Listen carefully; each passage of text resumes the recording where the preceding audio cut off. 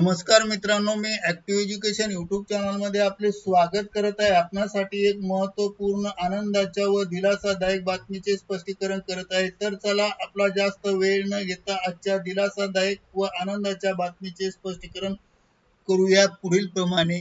मित्रांनो, आजची आनंदाची बातमी आहे तर आनंदाची मोठी बातमी, वित्त विभागाचे परिपत्रक निर्गमित।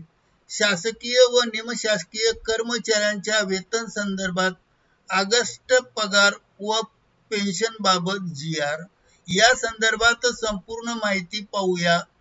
नमस्कार मित्रांनो, ऍक्टिव्ह एज्युकेशन यूट्यूब चॅनल मध्ये आपले मनापासून स्वागत।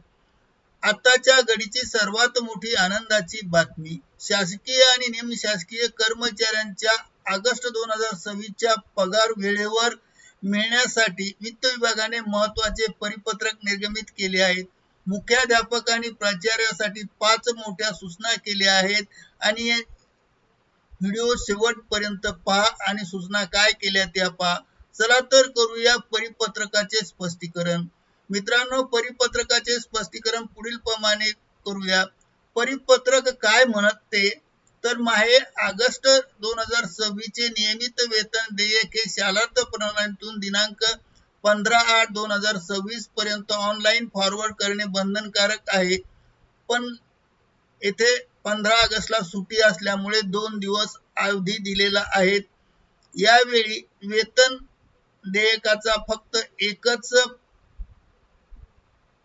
प्लॉट होणार आहे किंवा लॉट होणार आहेत, दुसरा लॉट होणार नाहीत। मुख्याध्यापक व प्राचार्यासाठी महत्त्वाच्या 5 सूचना।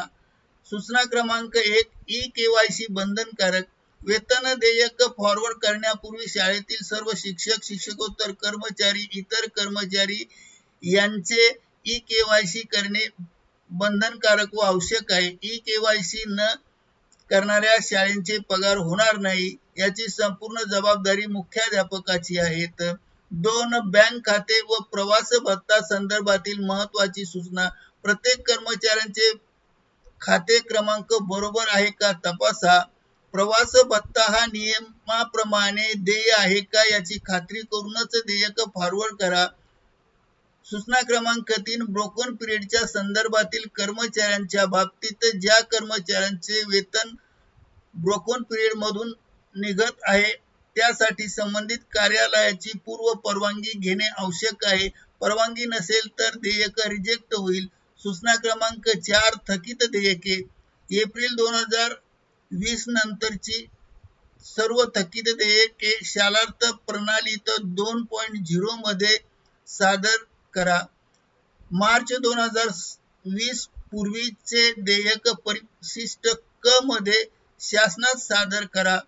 त्याचबरोबर सूचना क्रमांक 5, ध्वज निधी। दरवर्षीप्रमाणे ध्वज निधीची पावती ऑगस्ट 2026 च्या वेतन देयकासोबत कार्यालयात जमा करणे आवश्यक आहे। पावती जमा न केल्यास पगार होणार नाही याची काळजी घ्या। वेतन देयकाची ऑफिस कॉपी कार्यालयात सादर करायला विसरू नका आणि त्याचबरोबर हार्ड कॉपी सुद्धा कार्यालयात देण्यास विसरू नका। निष्कर्ष एक थोडक्यात सांगायचे म्हणजे 15 ऑगस्ट 2026 पर्यंत वेतन देयक फॉरवर्ड करा असे सांगितले होते, परंतु 15 ऑगस्ट मध्ये च्या दिवशी सुट्टी आल्यामुळे हे वेतन देयक आता 17 ऑगस्ट पर्यंत सादर करता येईल। ई-केवायसी आणि ध्वज निधी पूर्ण केल्याशिवाय पगार होणार नाही। 3, सर्व माहिती 100% बरोबर असल्याची खात्री करा आणि सर्व अटी पूर्ण केल्या तर सप्टेंबर मध्ये ऑगस्टचा पगार वेळेवर होईल।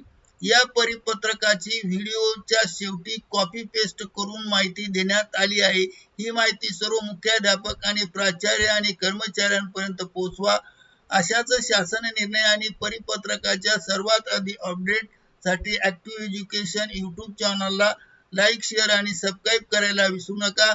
बेल आयकॉन दाबायला विसरू नका। मी आता आजच्या याची स्क्रॉल करतो आहे, ही परिपत्रक वित्त विभागाचं आणि हे आपणास येथे स्क्रॉल करून देण्यात आलं आहे आणि याप्रमाणे हे वाचून सुद्धा आपणास स्पष्टीकरण केलं आहे। त्याप्रमाणे पगार बिल हे फॉरवर्ड करावे आणि म्हणूनच ॲक्टिव्ह एज्युकेशन यूट्यूब चॅनलने हा व्हिडिओ आपल्यासाठी अशाच शासन निर्णय आणि परिपत्रकांच्या सर्वात आधी अपडेट होण्यासाठी प्राप्त होण्यासाठी ॲक्टिव्ह एज्युकेशन लाईक शेअर आणि सबस्क्राईब करा.